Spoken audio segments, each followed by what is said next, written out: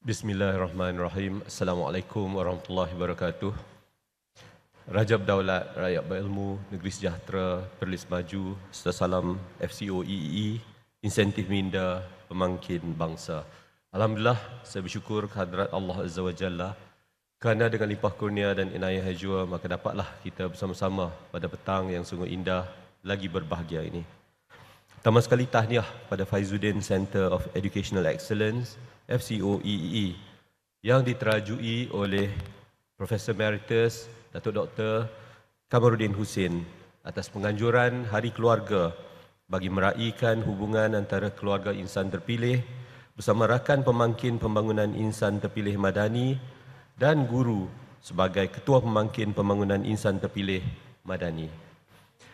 Seterusnya saya ingin mengalu-alukan kehadiran yang berhormat para penaja, dihberi kehormat, pengetua-pengetua, guru besar, para pegawai, ibu bapa, penjaga, pelajar, tetamu serta semua yang sudi melapangkan masa. Hadirin sekalian, lahirnya seorang insan di dunia disambut oleh tangan ibu bapa yang mempunyai jiwa yang besar. Jiwa ini telah menyahut cabaran dan sentiasa berjuang dalam mengharungi dugaan hidup untuk membesarkan anak-anak, tambahan lagi untuk mendidik dan mencorakkan hidup anak-anak yang dikasihi. Saya percaya pendidikan anak-anak bermula dari rumah. Umpama kain putih, corak pertama dicanting oleh ibu bapa dan penjaga di rumah. Persekitaran, suasana dan bimbingan keluarga terdekat menjadi sumber inspirasi dan juga aspirasi seseorang untuk menghargai ilmu dan pendidikan.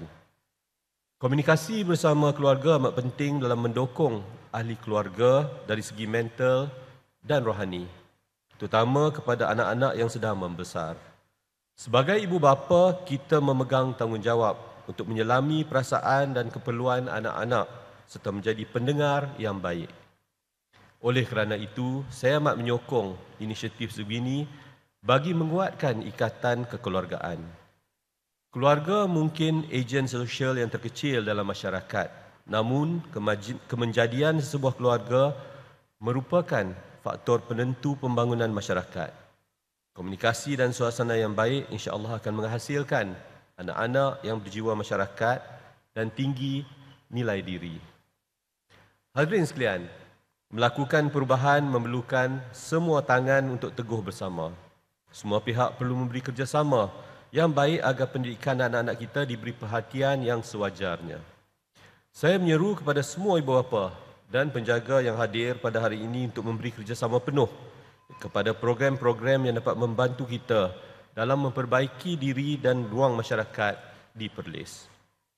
Hadirin sekalian, besar harapan saya agar program ini berjalan lancar dengan pengorbanan usaha dan masa semua pihak supaya kita terus dapat meningkatkan mutu hidup dan kualiti anak pelajar di negeri Perlis. Sesungguhnya pendidikan adalah salah satu cara meningkatkan kualiti diri dan mutu hidup keluarga.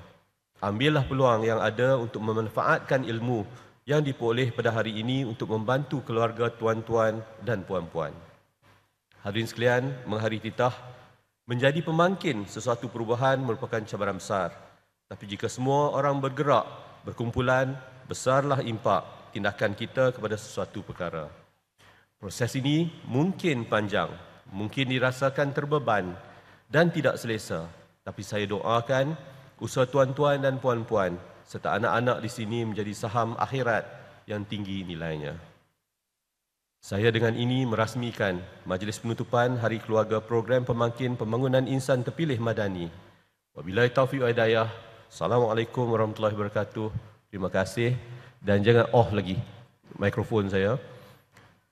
Saya nak minta pelajar-pelajar UNIMAP boleh bangun sekejap. Kita boleh buat tepuk UNIMAP tak? Tahu ke tak? Okey. MC kita ni sekarang kerja dengan KUIPS. Masih kerja dengan KUIPS? Beliau dulu alumni UNIMAP. Jadi dia MPP UNIMAP, mesti dia tahu. Bagi beliau lead lah, Fikri ya? Boleh? Ingat ke tak? Jangan bagi malu saya. Boleh, insyaAllah. Okey, silakan. Ampun tuanku. Baik, semua Oh, bersedia? MVP pun dah, tak apa. Bagi dia, dah ni lah. Okey, ampun tuanku. Semua bersedia? Tepuk Unimap.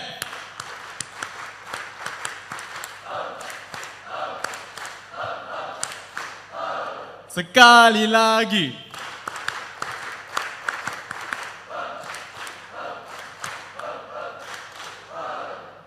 Terima kasih Fikri. Terima kasih semua.